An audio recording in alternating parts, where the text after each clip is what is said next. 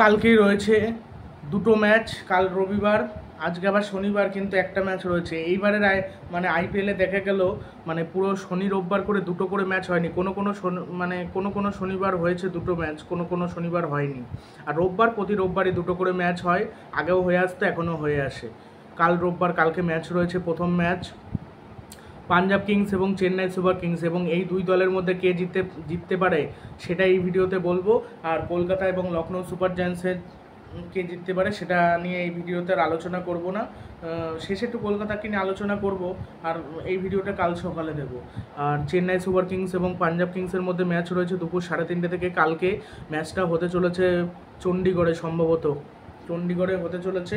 সেটা পাঞ্জাবের ঘরের মাটিতে হবে। এর আগে চেন্নাইকে কিন্তু চেন্নাইয়ের ঘরের মাটিতে হারিয়ে এসেছে পাঞ্জাব কিংস। অবিশ্বাস্য, পাঞ্জাব কিংস কিন্তু গত 5বার পর হারিয়েছে চেন্নাইকে। চেন্নাইয়ের বিরুদ্ধে কিন্তু আধিপত্য বিস্তার করেছে পাঞ্জাব, অবিশ্বাস্য। আর চেন্নাই কিন্তু এই ম্যাচটা জেতার অবশ্যই চেষ্টা করবে, তার কারণ এই ম্যাচটা হারলে প্লে অফের দিক থেকে কিন্তু আস্তে আস্তে ছিটকে যেতে পারে চেন্নাই। সেই জন্য চেন্নাই কিন্তু এই ম্যাচটা জেতার চেষ্টা করবে। আর আজকের ম্যাচে কিন্তু মুস্তাফিজুর রহমান কিন্তু খেলবে না। মুস্তাফিজুর রহমান এইবারের আইপিএলে ভালোই পারফরমেন্স করছিল, কিন্তু এখন সে বাংলাদেশ চলে গেছে, আর খেলবে না এবারের আইপিএলে। এই জন্য তারপর মাথিসা প্রার্থীরানা আদৌ সুস্থ আছে নাকি ঠিক নেই। যদি সে সুস্থ না থাকে সেক্ষেত্রে তাকে খেলাতে পারবে না। ওই নতুন যে প্লেয়ারটা, ওই প্লেয়ারটাকেই খেলাবে, আগের দিন যাকে খেলানো হয়েছিল। আর মাথিসা প্রার্থীরানা যদি আর কি খেলে, সেক্ষেত্রে মাথিসা প্রার্থীরানাও ফিরে আসবে, আবার ওই নতুন প্লেয়ারটাকেও খেলানো হবে নাকি ঠিক নেই। তবে খেলানো তাকে যখন হয়েছিল, মুস্তাফিজুর নেই যেহেতু, তাকে খেলানো হতেও পারে, বলা যায় না। তাকেও ওই নতুন প্লেয়ারটাকেও খেলানো হলো, আবার মাথিসা প্রার্থীরানাকেও খেলানো হলো, সেটাও হয়তো হতে পারে। তার সাথে শার্দুল ঠাকুর, দীপক চারে চোট রয়েছে, শার্দুলকে খেলাতে পারে, এটাই হয়তো হতে পারে। তুষার দেশপান্ডে তো ইম্প্যাক্ট প্লেয়ার হিসেবে খেলে, জাদেজা থাকে স্পিনার হিসেবে, সেটাই হয়তো হতে পারে। তবে আজকের ম্যাচটা আমার যতদূর মনে হয় চেন্নাই অবশ্যই জেতার চেষ্টা করবে। তবে যে চেস করবে সে হয়তো জিততে পারে। সেটা চেন্নাই চেস করলে চেন্নাই জিতবে, আর যে পাঞ্জাব চেস করলে পাঞ্জাব জিতবে। তার কারণ চণ্ডীগড়ে প্রথমে ব্যাট করে জেতা মুশকিল হয়ে যায়, এই জন্য যে চেস করবে সে হয়তো জিততে পারে। তবে আমার যতদূর মনে হয় আজকে পাঞ্জাব হয়তো জিতে যেতে পারে আজকে ম্যাচটা, যেহেতু চণ্ডীগড়ে খেলা। আবার বলাও যায় না চেন্নাইও জিততে পারে। চেন্নাই যদি লড়াই করে, যেহেতু পাঞ্জাবের বিপক্ষে খেলতে পারছে না চেন্নাই, সেটা ধরে নিতেই হবে চেন্নাই আজকের ম্যাচও জিততে পারবে না। তবে চেন্নাই জিততেও পারে, এবং ওদের একটু বোলিংটা দুর্বল লাগছে। মাথিসা প্রার্থীরানা খেলতে পারলে তো ভালো, যদি খেলতে না পারে সেক্ষেত্রে দীপক চারও নেই। আর শার্দুল ঠাকুরের ওপর একটু ভরসা করা কম যায়, এত মার খায়, প্রচণ্ড মার খায়, এই জন্য আমার অতটা ভালো লাগে না। ব্যক্তিগতভাবে আমার শার্দুল ঠাকুরকে ব্যক্তিগতভাবে অতটা পছন্দ হয় না, প্রচণ্ড মার খায়। দীপক চা তাও সুইং করায়, উইকেট নেয়, শার্দুল ঠাকুর উইকেট নেয় কিন্তু বেধড়ক মার খায়। কলকাতার হয়ে যখন খেলতো প্রচণ্ড মার খেত। তারপর চেন্নাইয়ের হয়ে যখন খেলেছিল এর আগে, তখন মোটামুটি ভালো করেছিল 21-এ। দিল্লির হয়ে মার খেয়েছিল তার আগে, 20-21 সালে ভালো করেছিল, 20-19 বা তার আগে আরপিএসে ছিল, রাইজিং পুনে সুপার জায়ান্টস, প্রচণ্ড মার খেত। 2 ওভারে 30-35 রান দিয়ে ফেলতো শার্দুল ঠাকুর। এমনকি ইন্ডিয়ার হয়ে যখন খেলেছে তখনও প্রচণ্ড মার খেয়েছে। এই জন্য আমার মনে হয় না যে শার্দুল ঠাকুর কে অতটা ভালো করতে পারবে বলে। আর রবীন্দ্র জাদেজা কোনো ম্যাচে ভালো করে, কোনো ম্যাচে করতে পারে না। আর চণ্ডীগড়ের পিচটা কেমন হয় সেটা দেখতে হবে। এটা কি স্লো পিচ হয়, নাকি ব্যাটিং উইকেট হয়, নাকি বোলিং উইকেট হয়, সেটা দেখতে হবে। সেটা বোঝা আগের থেকে যাচ্ছে না। তবে দেখা যাক, যে কোনো কিছু হতে পারে, যা কিছু তাই হতে পারে। এখন দেখা যাক কি হয়। তবে আমার যতদূর মনে হয় এই চেন্নাই এবং চেন্নাইয়ের এর পরের রোববারও ম্যাচ রয়েছে রাজস্থানের সাথে চেন্নাইয়ের, ওই ম্যাচটাও দেখতে হবে কি হয়। এবার চেন্নাই যদি এই ম্যাচগুলো জিততে না পারে, যত হারবে তত কিন্তু চাপে পড়ে যাবে, তত সমস্যায় পড়বে। এবার সেই ম্যাচগুলো জেতা উচিত, তাহলে আর কি ভালো হবে, নাহলে কিন্তু সমস্যায় পড়বে চেন্নাই। আর পাঞ্জাবও তাই, পাঞ্জাবকে এখন কোয়ালিফাই করতে গেলে সব ম্যাচ জিততে হবে, তাহলে যদি কোয়ালিফাই করতে পারবে। তবে আমার মনে হয় কোয়ালিফাই করতে পারবে না পাঞ্জাব কিংস, তার কারণ পাঞ্জাব কিংস পারবে না, আমার মনে হচ্ছে না। তাদের সিকান্দার রাজা রয়েছে, আজকে বলাও যেতে পারে না। সিকান্দার রাজা তো বাংলাদেশ সিরিজে খেলছে, সিকান্দার রাজাকে খেলাতে পারবে না। রিলি রুশোকে খেলানো হচ্ছে, তবে লাইম লিভিংস্টোনও খারাপ প্লেয়ার না, তাকে কেন যে খেলানো হচ্ছে না আমি এটাই বুঝতে পারছি না। যে মনে হয় কোনো চেঞ্জ আনবে না, তার কারণ ওদের টিম যেহেতু জিতছে। আর শিখর ধাওয়ান আজকে টিমে ফিরবে নাকি সেটা ঠিক নেই, সেটা আমি বলতে পারছি না। আদৌ শিখর ধাওয়ান খেলবে নাকি, বা আজকে খেলানো তাকে দিয়ে হবে নাকি, সেটা বুঝতে পারছি না আমি। তবে একটা জিনিস বলে রাখি যে এই ম্যাচটা একটা হাড্ডাহাড্ডি ম্যাচ হতে চলেছে। দুই দলই কিন্তু জেতার চেষ্টা করবে, প্লে অফে যাওয়ার জন্য দুই দলেরই জেতার প্রয়োজন। আর রাতের ম্যাচ তো কলকাতা নাইট রাইডার্স এবং লখনৌ সুপার জায়ান্টসের মধ্যে রয়েছে। কলকাতা কিন্তু আগের দিন মুম্বাইয়ের মাটিতে 12 বছর পর হারিয়েছে, অবিশ্বাস্য ব্যাপার।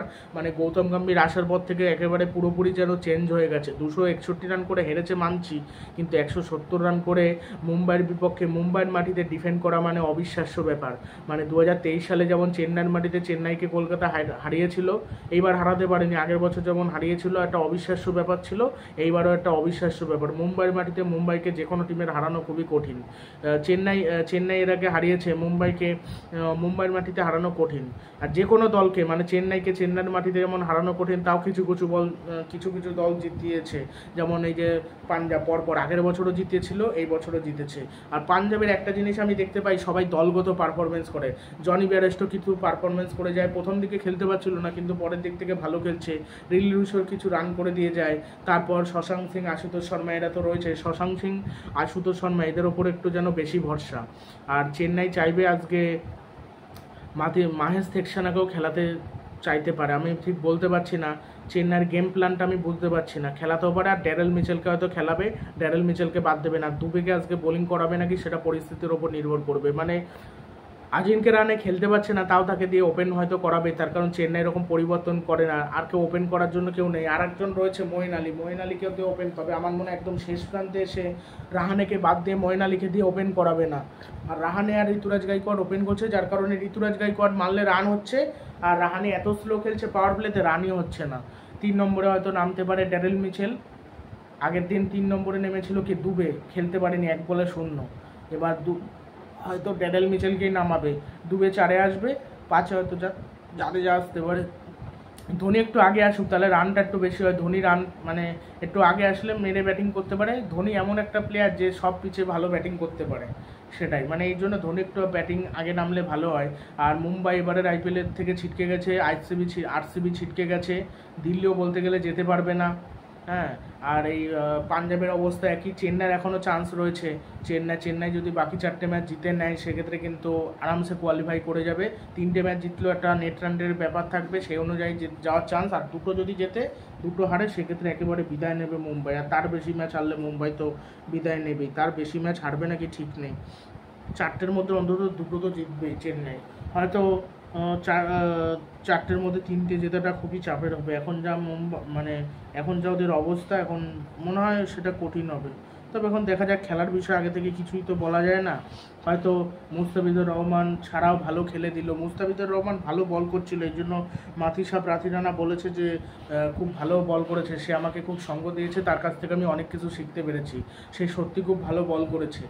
আর মাথিসা প্রাথিরানা একটা জিনিস ভালো লাগে, ভগবানের কাছ থেকে সেলিব্রেশনটা মাথিসা প্রাথিরানারটাই বেস্ট। মানে ভগবানের কাছে প্রার্থনা করে চোখ বুঝে, এটাই বেশ ভালো লাগে, হাত জোর করে, এটা অন্য কোনো বোলার করে না। আর মুস্তাফিজুর রহমান চেন্নাইয়ের হয়ে খেললেই ভালো হতো বা আইপিএলটা, তারপর নেয় সে যখন জিম্বাবুয়ের হয়ে খেলবে না, এতদিন খেললো না, চোট লাগলো না, আর এই 2-3 দিন খেললে, মানে 2-3টে ম্যাচ খেললে চোট লেগে যেত, এটা একটা হাস্যকর লাগে।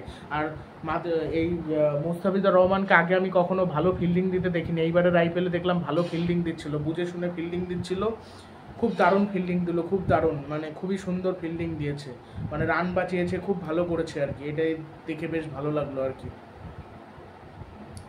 দেখা যাক এবার কালকের ম্যাচ কে জিততে পারে, চেন্নাই জিতবে না পাঞ্জাব জিতবে, সেটা কমেন্ট বক্সে অবশ্যই জানিও। এবং ভিডিওটি ভালো লাগলে ভিডিওটি শেয়ার করে দিও। রাবাদাও এবারের আইপিএলে মার খাচ্ছে, কিন্তু উইকেটও নিচ্ছে।